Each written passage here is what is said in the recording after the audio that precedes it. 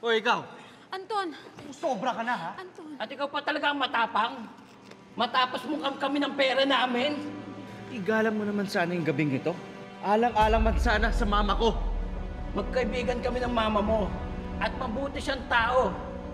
Eh ikaw, kanina mo naman yung pagiging kriminal mo. Paano mo kami nagawang nakawan? Napakawalang niya mo! Lasing na kayo! Alam ninyong lahat! Alam ninyo! Hindi ko kayo pinilit! Hindi ko kayo pinwersa na mag-invest sa kumpanya nito! Hayaan mo ko, mahal.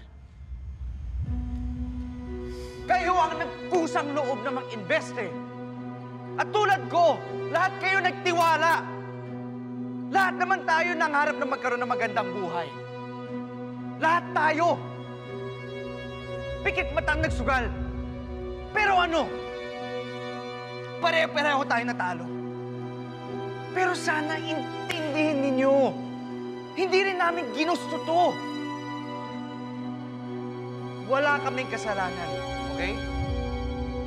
Wala.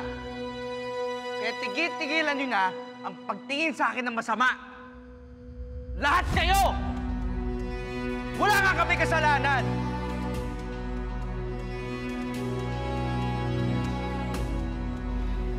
Pasensya na po kayo. Nakainom lang. Sige po, kain lang po kayo. Enjoy lang po.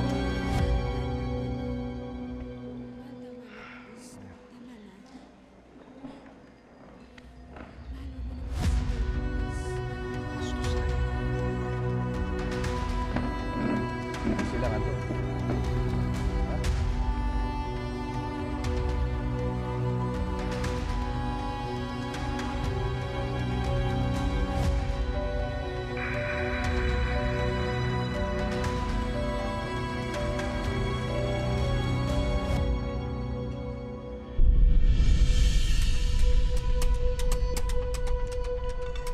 Anton Rosales, SIU.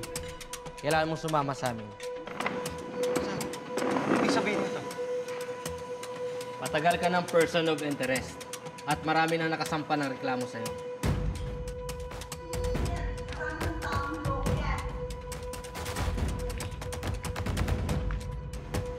Ano pong kasalanan ng asawa ko? Estafa. Anton, Mas mabuti pong sumama na po kayo sa amin. Sir, wala pong kasalanan yung asawa ko. Kailan ba nito? Malalaman po natin. Huwag niyo pong tatakayin ang anak ko. Pasensya na po. Ma! Ma! Ma! Ma! Sir, Mama na po kayo. ano ba yun? Birthday po kasi ng nanay niya. Oo. Huwag naman po ngayon. Kaya lang, ma. Pasensya na po, Mrs. Pero ito po yung order sa amin. Ma! Wala po kasalanan yung asawa ko. Mili. Pasensya na po talaga. Hindi. Hayaan mo na ako. Intindi mo si Mama. Anton, hindi. Paano ka? Paano ka? Intindi mo na si Mama. Anton!